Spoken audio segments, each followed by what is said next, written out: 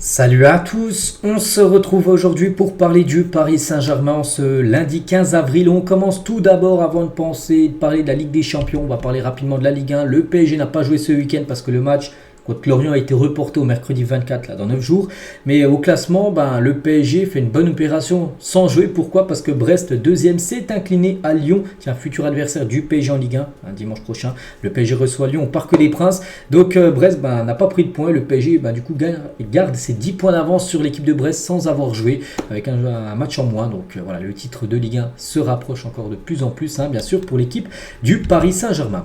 Le programme de la semaine, je vous le montre bien sûr tous les jours. Donc voilà, là pour cette nouvelle semaine. Donc aujourd'hui, lundi, conférence de presse, entraînement ce soir du côté du Stade Montjuïc, et bien sûr pour préparer le match mardi, on peut voir mercredi, ça sera un jour de repos. Jeudi, vendredi, samedi, ça sera entraînement. Donc deux matchs cette semaine, le Barça bien sûr et l'équipe de Lyon.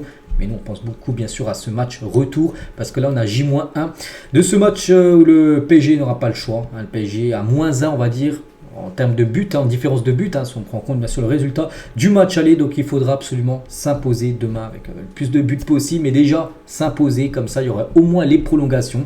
Donc voilà, ce qu'attend, bien sûr, l'équipe parisienne. Et des Parisiens gonflés à bloc. Avant le match retour, ils se sentent capables d'inverser la tendance à Barcelone. Heureusement qu'ils se sentent capables. Parce que si tu vas là-bas en sentant déjà que c'est fini, voilà, ça ne sert à rien d'aller là-bas. Tout au long du week-end, parce qu'il y a eu entraînement hier dimanche, mais également samedi. C'était seulement vendredi, c'était le jour de repos. Donc ça s'est entraîné, bien sûr, ce week-end. Donc l'optimisme est resté de mise dans les rangs parisiens. Mbappé est conscient qu'il aurait pu apporter plus à l'équipe. Bon, oui, il aurait pu apporter beaucoup plus au match aller. Mais bon, voilà, le match aller a été joué. On ne va pas revenir sur ça. On ne peut pas le rejouer, ce match aller. Mais demain, il y a un match que Mbappé va jouer, bien sûr. Il sera certainement titulaire et qui doit faire beaucoup mieux. Parce que s'il floppe de nouveau sur le match demain, là, ça serait très délicat, on peut dire. Cette fin de saison pour Kylian Mbappé, surtout qu'on l'attend, bien évidemment. Voilà, dans les grands matchs européens. Quelques photos, tiens, c'était lors de l'entraînement hier. Parce qu'aujourd'hui, il y a entraînement, mais ça sera dans le stade Barcelone. Je vous montrerai les photos demain de l'entraînement qui a lieu ce soir à 19h. Donc il y a Vitinha, l'entraînement du jour avec le PSG, on peut voir, enfin c'était hier, Bradley Barcola hier dimanche, ou même Kylian Mbappé, on espère qu'il est concentré à 100% bien sûr sur cette rencontre, ou même Lucas Hernandez. Le groupe du PSG pour le déplacement à Barcelone. Donc voilà, tous les joueurs convoqués, donc quasiment tout le monde est là, à part les joueurs qu'on sait qui sont pas là, comme Kimpembe, bien sûr, qui est blessé. Sinon, vraiment tout le monde. Je ne vais pas citer tous les joueurs, mais voilà, quasiment tout le monde est là, bien sûr, pour ce match, pour le match. Pour l'instant, le plus important du PSG depuis le début de la saison. Donc l'équipe est bien arrivée du côté, ils sont bien partis, ils sont bien arrivés du côté de Barcelone. Regardez Mbappé plutôt souriant, les gars, aujourd'hui. Là, c'est une photo qu'il date il y a quelques heures. Donc voilà, qu'est-ce que tu caches derrière ce sourire? C'est peut-être qu'il se dit qu'il va devoir faire un gros match demain. Et on espère qu'il le fera, ce gros match. De toute façon, il n'y aura pas le choix. Si le PSG veut se qualifier, il faudra bien sûr un très grand Kylian Mbappé. Donc voilà, quelques photos bien évidemment des Parisiens.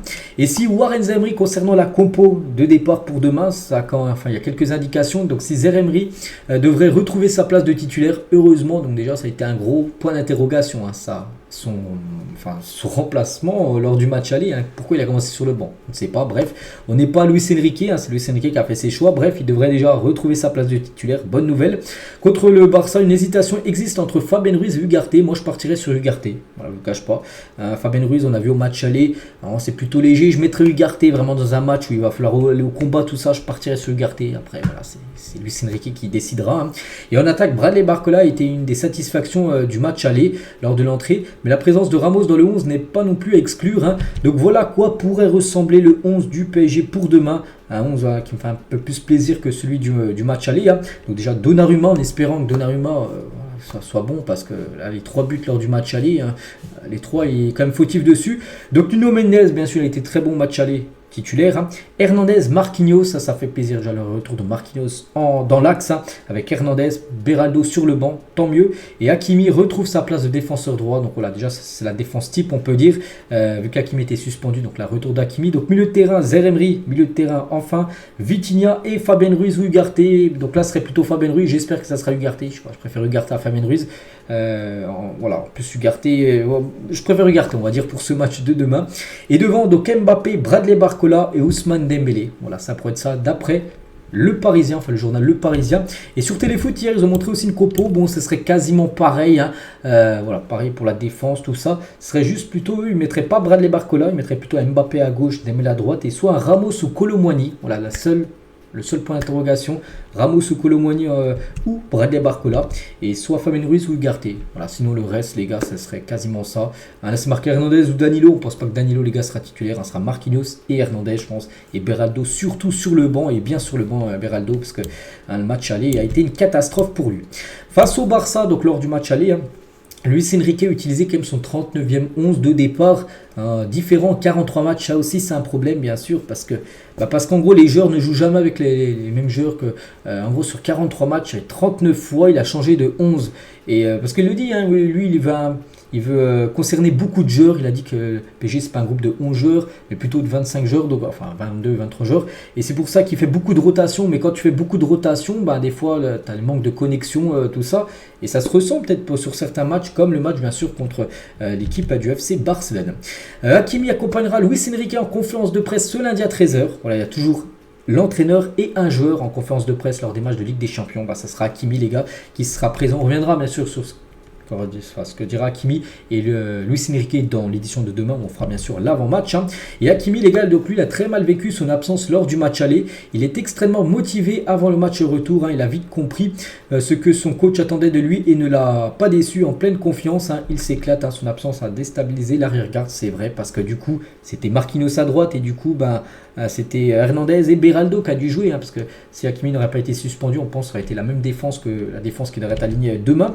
Donc bien sûr ça a changé les plans de Luis Enrique, son match de suspension. Donc entre ses qualités offensives, sa vitesse, le replacement de Marquinhos et Hernandez dans l'axe, Hakimi devrait avoir un rôle clé. Lucien Favre, il a dit avec 9 jours de repos, il va arriver en pleine balle. Montagnier avec Dembélé vont aider Paris à se qualifier parce que ce sera dans le couloir de Dembélé. Et on sait que ça va très vite. Dembélé avec Achraf Hakimi qui est aussi porté beaucoup sur l'offensive, et surtout que demain il va falloir marquer. Tu es obligé de marquer au moins un but si tu vas aller plus loin, et surtout essayer de pas en prendre. Donc voilà, l'aller, on a vu qu'il y avait peut-être un déficit de vitesse par rapport à une attaque Barcelone très véloce sur les côtés. On se souvient, Marquinhos a un peu du mal défensivement sur Rafinha par exemple, qui allait très vite. Donc lui il va vite, il va beaucoup plus vite on va dire que Marquinhos. Donc il a cette qualité de vitesse offensivement et défensivement. Il a une relation particulière avec Luis Enrique. Donc voilà, ça c'est quand même une très bonne nouvelle, quand même le retour de Achraf Hakimi dans le 11. Côté FC Barcelone, le Barça a gagné ce week-end, ils ont gagné 1-0 du côté de Cadiz, mais il a beaucoup fait tourner quand même. Xavi, quand même quasiment toute son équipe qui avait joué titulaire contre le PSG. Il y a seulement Ter Stegen et Poku Barsi et Sergi Roberto, mais bon, Sergi Roberto sera suspendu, donc il y a seulement Ter Stegen le gardien et Poku Barsi qui ont joué, que ceux qui ont commencé titulaires. Il y a quelques jours, et il a dit, donc demain ça sera la guerre bien sûr contre le PSG, et le Barça devra aligner un milieu de terrain avec Pedri, Frenkie de Jong et Gundogan, en gros les 3 meilleurs milieux de terrain. Bon, il y a Gavi aussi, mais bon, lui il est blessé depuis longtemps. Donc Pedri qui avait rentré en jeu, qui avait fait mal au PSG, il faudra bien le contrer parce que demain il devrait commencer directement titulaire. Donc voilà, de toute façon voilà. Voilà, ça va être compliqué, mais pas non plus impossible, bien sûr, pour le Paris Saint-Germain. Et sur Téléfoot hier, bien sûr, on parlait de ce match. Et Hernandez, il est interviewé. Donc sur le match retour, Barça-PSG, je suis sûr qu'avec cette équipe qu'on a et ce coach, on va aller chercher la qualification. Bon, on espère. Marquinhos, les gars, faut y aller, il n'y a pas le choix. Ah oui, il n'y a pas le choix. Et il n'y a pas le choix aussi de se faire dessus. Parce qu'on sait que des fois, Marquinhos, il est un petit peu, par rapport aux défauts. Le PSG, quand il se faut éliminer, souvent il est là quand même, Marquinhos. Demain, il va falloir qu'il fasse un très gros match, bien sûr, le capitaine. Et Luis Fernandez, sur la mauvaise passe de Kylian Mbappé, parce qu'Mbappé, ça fait quand même, il a marqué seulement un but sur ses 6 derniers matchs avec le PSG. Ah oui, c'est pas super. Donc ça fait vraiment très envie. D'ici mardi prochain, ils vont en entendre des critiques, il a entendu beaucoup. On pense qu'il a le mental pour s'en nourrir. C'est un champion, il a déjà fait en équipe de France. Pourquoi il ne le ferait pas avec le PSG? On espère. Il a déjà fait avec le PSG à Barcelone en plus, il y a 2 ans, en inscrivant un triplé avec une victoire 4-1. Donc si le score est comme ça demain, ça serait parfait pour l'équipe parisienne. Et en privé, Luis Enrique a toujours été certain que l'issue de ce match se déciderait au Stade Montjuïc et pas au Parc des Princes. Son équipe est pleinement confiante dans sa capacité à renverser la situation mardi soir. Après, c'est vrai que depuis le match perdu mercredi dernier, depuis à chaque fois je vois des infos comme ça, que oui, c'est quasiment sûr qu'il va y avoir la qualif. À chaque fois je vois ça. Maintenant il faut le montrer, parce que demain les gars, si le PSG fait un match n'importe quoi, s'ils ne répondent pas du tout présent, Là, il va y avoir encore des grosses répercussions. Bon, j'ai pas dit qu'il serait viré, bien sûr, Luis Enrique, parce qu'il faut garder un entraîneur sur long terme. On pense que c'est l'entraîneur qu'il faut. Mais voilà, avec toutes les déclarations, tout ce qu'on peut entendre, là, ils ont intérêt de faire Tu peux être éliminé, mais vraiment si tu fais un énorme match ou je sais pas, voilà. Ok, mais tu peux pas être éliminé les gars en faisant un match catastrophique demain. Alors ça c'est hors de question, donc on verra maintenant. On a bien sûr de voir cette rencontre. Et quelqu'un d'important, l'arbitre les gars, bah c'est lui, ça sera le Roumain Istvan Kovac qui arbitrera le match Barça-PSG. Il avait notamment arbitré la victoire parisienne contre le Galatasaray 5-0 il y a quelques années, la défaite du PSG cette saison. Il a déjà arbitré le PSG. Contre Newcastle 4-1, souvenez-vous, un match honteux du PSG. Bah, c'était lui l'arbitre, hein, c'est un match à l'extérieur en Ligue des Champions. Demain, ça va être un match extérieur en Ligue des Champions. Donc, bon, c'est pas lui qui va tout faire, mais voilà, le PSG a intérêt bien sûr de bien faire. Il y a Newcastle, le PSG a pris 4 cartons jaunes, hein, donc on a un arbitre qui ne met pas même de jaune. Donc voilà, concernant l'arbitre. Et pour ceux qui seront au stade de Montjuic, parce qu'on annonce plus de 3000 supporters parisiens, donc la localisation de la tribune visiteur est très appréciée du côté de ce stade, hein, puisqu'elle est très proche de la pelouse. Donc 3000 supporters parmi ces fans, à 1500 ultras parisiens du Cup, hein, d'autres supporters parisiens en plus pour être bien sûr présents. Hein, donc un point de rendez-vous va être donné donc aujourd'hui à 17h. Place d'Espagne pour que les supporters parisiens se regroupent et rejoignent le stade. Bon, ça sera demain, bon, à 17h avant le match, bien sûr, sous l'œil et la protection de la police. Donc voilà, il y aura enfin, tous les supporters parisiens viendront ensemble, hein, du côté du stade Montjuic. Ce sera demain à 17h, le point de rendez-vous qui sera donné, hein, du côté de Barcelone. Et on finit les gars, bon rien à voir avec le match de demain, mais on va féliciter les jeunes, l'équipe U19 parce qu'elle joue contre Dunkerque, hein, c'était hier dimanche, hein, c'était un match de championnat national U19, ils ont gagné 11-0. Les U19, félicitations à eux, donc triplé de Ethan Mbappé, le petit frère de Kylian, hein, bon, voilà, tout le monde a...